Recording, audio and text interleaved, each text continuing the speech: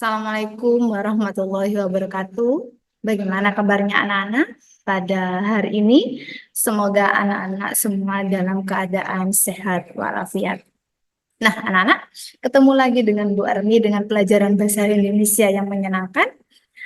Hari ini kita belajar tentang karya ilmiah.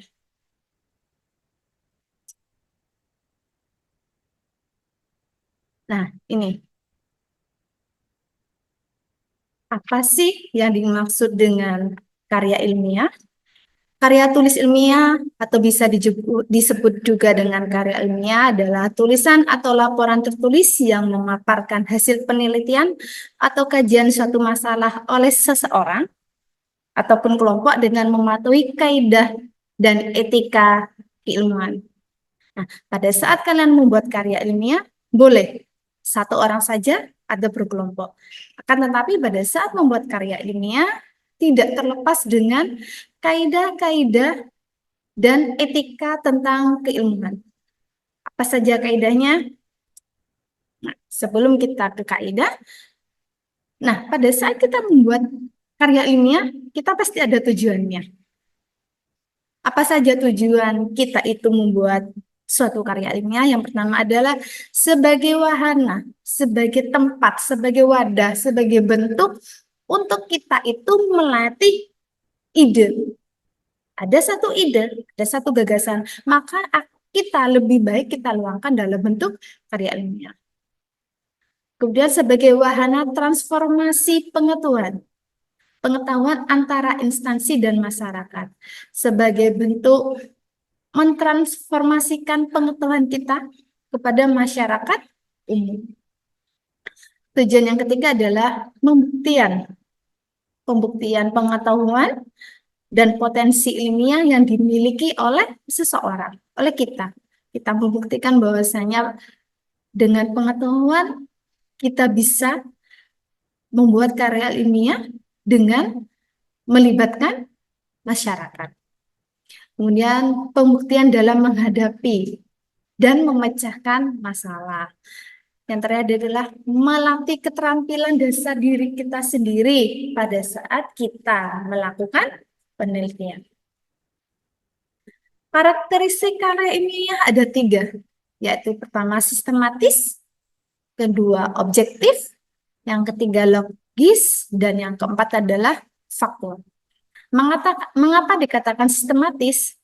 Karena harus berurutan. Di dalam karya ilmiah ada urutannya. Ada judulnya, ada bab satunya ada latar belakang, kemudian ada rumusan masalah, dan sebagainya yang akan kita kupas nanti.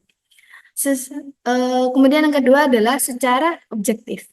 Mengapa dikatakan objektif? Bahwasanya kita tidak terpaku pada satu saja, tidak terpaku dengan satu saja, tapi kita harus secara keseluruhan mengukur suatu permasalahan sehingga akan menghasilkan hipotesa yang akurat.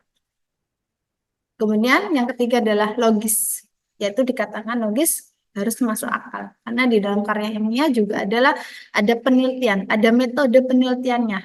Kemudian terakhir adalah adanya hipotesa atau kesimpulan. Kemudian faktual, yaitu bersifat fakta. Bisa dibuktikan dengan data.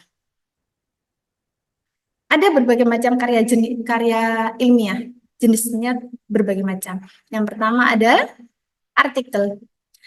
Artikel adalah tulisan yang berisi pendapat subjektif tentang suatu masalah atau peristiwa. Ini sering kalian buat di lingkungan sekolah. Contohnya, membuat artikel tentang kesehatan, yaitu pentingnya pola tidur seseorang. Pola hidup sehat seseorang. Bagaimana pola hidup seseorang, mulai dari makanan, bagaimana asupan yang masuk, mulai dari pola tidurnya, berantakan atau teratur. Yang kedua adalah makalah. Makalah adalah salah satu bentuk karya ilmiah yang menyajikan sebuah masalah. Kemudian dalam penyelesaian masalah itu juga mengandalkan data. Nah, dan data itu terdapat di lapangan. Kemudian makalah itu bisa juga dipresentasikan dalam sebuah kegiatan seminar dalam suatu lingkup. Yang ketiga adalah skripsi. Skripsi itu juga dikatakan sebagai karya ilmiah, namun skripsi itu diselesaikan oleh mahasiswa dengan gelar sarjana S1, strata 1, untuk menyelesaikan program pendidikannya. Kemudian yang keempat adalah kertas kerja atau work paper. Pada dasarnya sama dengan makalah, namun dibuat dengan analisis yang lebih mendalam dan tajam, serta dipresentasikan atau bentuknya toka karya yang biasanya dihadiri oleh ilmuwan. Yang kelima ada paper, sebutan khusus untuk makalah di kalangan mahasiswa. Ini untuk kalian yang akan melanjutkan pendidikannya setelah jenjang SMK, mau melanjutkan ke tingkat yang lebih tinggi, yaitu sebagai mahasiswa. Salah satunya ada paper. Diselesaikan untuk menyelesaikan untuk jenjang diploma, bisa S1, S2 maupun S3. Yang keenam ada tesis, karya ilmiah yang dikhususkan untuk mahasiswa untuk menyelesaikan program studinya S2. Sedangkan yang nomor 7 disertasi, yaitu program mahasiswa untuk jenjang S3 dengan gelar doktor. Nah, di dalam struktur karya ilmiah, di dalam karya ilmiah itu ada strukturnya yang bersifat sistematis, yaitu berurutan. Yang pertama ada bagian awal karya ilmiah, kemudian ada di tengah-tengah ada bagian isi, di akhir ayat itu bagian akhir. Apa saja bagian awalnya? Bagian awal itu ada judul, bebas judulnya. Yang penting judul itu tulisannya menarik, efektif, dan menggunakan kata-kata yang sesuai dengan Kamus Besar Bahasa Indonesia. Kemudian ada abstrak, abstrak yaitu ringkasan keseluruhan tentang karya ilmiah yang akan Anda tulis. Di dalamnya terdapat tujuan menulis karya ilmiah dengan judul X tersebut apa, kemudian ada maksudnya, kemudian ada pendahuluannya apa saja, ada latar belakang. Di dalam pendahuluan ada latar belakang, ada rumusan masalah, ada tujuan penelitian, dan manfaat penelitian. Di bagian yang kedua, di bab 2, bagian isi, ada kerangka teorinya. Ada landasan-landasan teori yang mendasari dari penelitian karya ilmiah yang Anda buat. Kemudian ada hipotesa, yaitu berisi kesimpulan. Kesimpulan dari penelitian yang Anda teliti. Yang berikutnya, pada saat kalian membuat karya ilmiah tidak akan terlepas dari metode penelitian. Kalian menggunakan langkah-langkah penelitian apa saja yang akhirnya hasil dari penelitian itu sifatnya valid, yaitu bisa dipertanggungjawabkan. Kemudian ada pembahasan, yaitu membahas tentang bahan atau langkah-langkah Anda yang digunakan pada saat kalian meneliti suatu karya ilmiah. Jadi dibahas, ditulis secara rinci, dan dijelaskan secara rinci sehingga pembaca bisa memahami secara keseluruhan. Nah, yang terakhir ada penutup. Penutup berisi tentang kesimpulan. Di situ ada saran, juga ada kritiknya. Yang tujuannya apa sih? Tujuannya adalah membangun karya ilmiah itu untuk karya-karya berikutnya menjadi karya ilmiah yang lebih baik. Kemudian di dalamnya juga ada daftar pustaka yang mendukung penelitian, karena di dalam karya ilmiah itu kan ada metode penelitian, maka harus ada daftar pustaka. eh, Penelitian siapa yang metode penelitian siapa yang dibuat. Maka di situ juga tercantum daftar pustaka sebagai bukti bahwasanya karya ilmiah tersebut bersifatnya valid sehingga bisa dibuktikan. Sehingga orang pada saat membaca karya ilmiah kita itu percaya dan yakin bahwasanya orang yang membuat karya ilmiah itu benar-benar melakukan penelitian dengan didukung dengan fakta dan data yang bisa dipertanggungjawabkan. Kemudian yang terakhir ada lampiran, boleh berupa data, eh, boleh berupa foto, pembuktian bahwa pada saat kalian melakukan penelitian. Nah, contoh, contoh karya ilmiah yang sesuai dengan struktur tersebut. Contoh, karena kita beberapa tahun yang lalu kita terkena pandemi, walaupun kita sekarang sudah bangkit lagi, yaitu COVID-19. Bab 1 ada pendahuluan. Maka di situ ada latar belakang.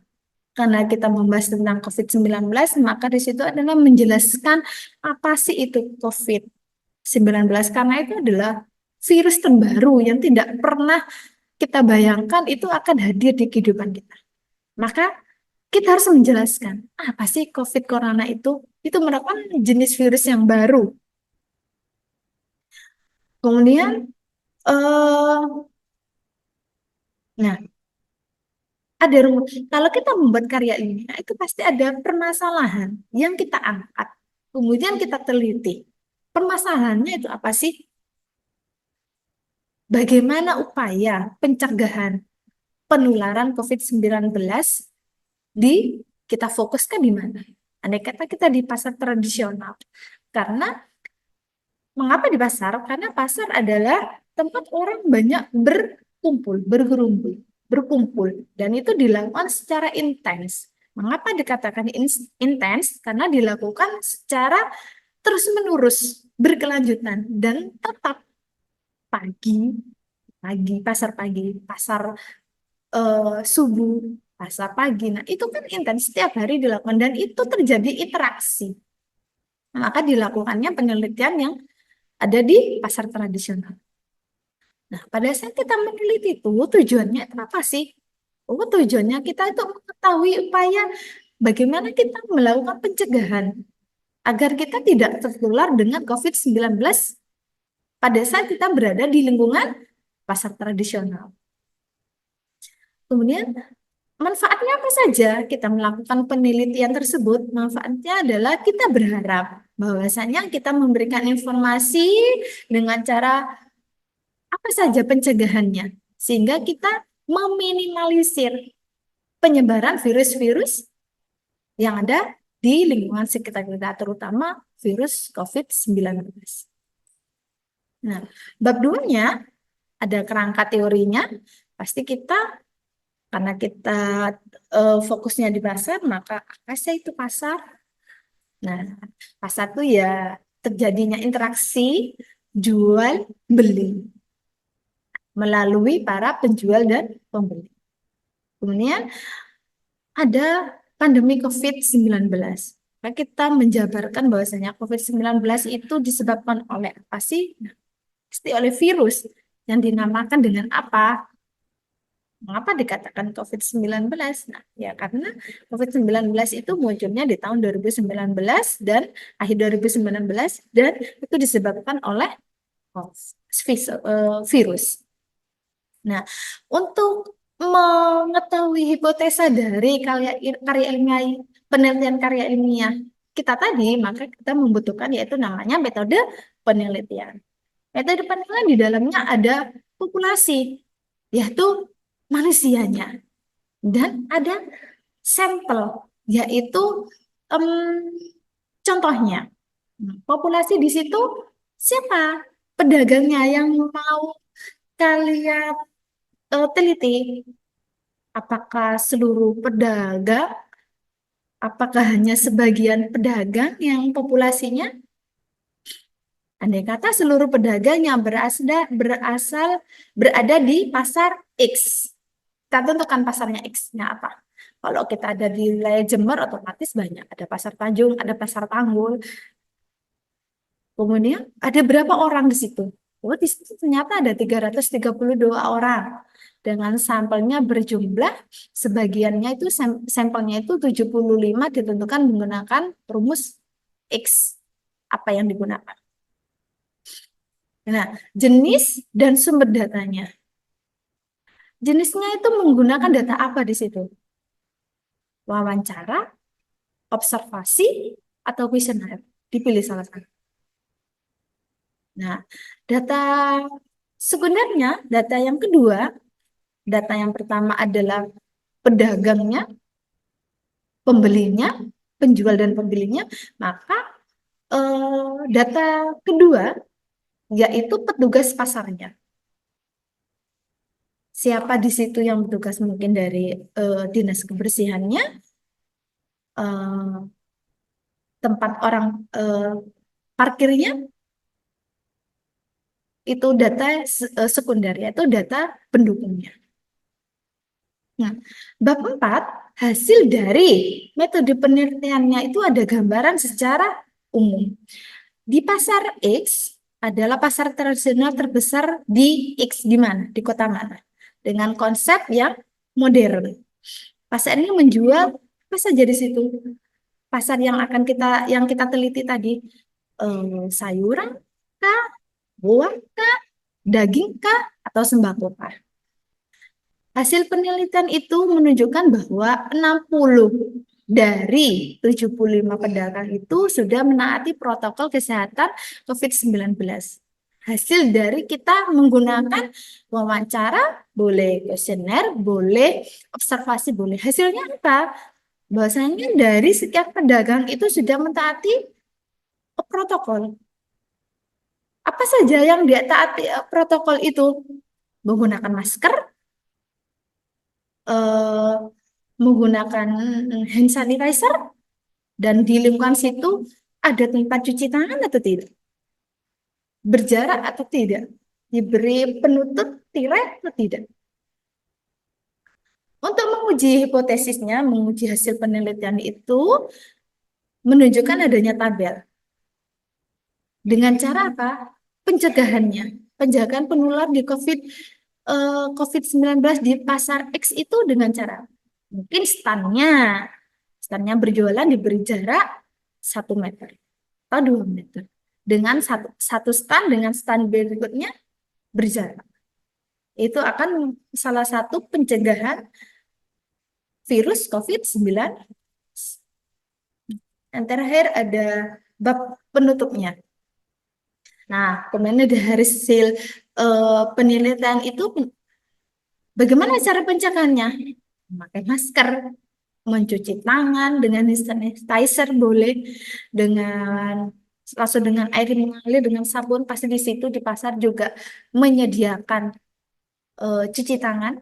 Kemudian kita harus berjaga jarak dengan pembeli sekitar maupun dengan pedagang. Ataupun pedagang dengan pedagang stand satu dengan stand berikutnya. Nah, anak itu adalah sebagian materi kita hari ini untuk pertemuan yang pertama. Untuk pertemuan yang pertama, tugas kalian adalah jangan lupa kalian men-scan barcode yang ada di LKS halaman 44. Di situ ada judulnya Hutan Mangrove di Kalitoko, Teluk Maya Libit, Pulau Waigeo, Kabupaten Raja Ampat, Provinsi Jawa Barat. Oh sorry, Provinsi Papua Barat. Kemudian kalian membaca karya ilmiah tersebut. Kemudian dengan membaca karya ilmiah tersebut, kalian baru bisa mengerjakan kegiatan mandiri, aktivitas mandiri di halaman 44 tersebut. Silakan kalian bisa dikerjakan dan kalian bisa mengirimkan lewat email yang sudah sering kalian kirimkan ke email Bu Arni. Saya harap anak-anak bisa mengerjakan tepat waktu dan jangan lupa semangat, jaga kesehatan dimanapun kalian berada. Terima kasih anak-anak. Semoga kalian sehat. Demikian pertemuan hari ini dari Bu Armi. Salam sehat selalu. Assalamualaikum warahmatullahi wabarakatuh.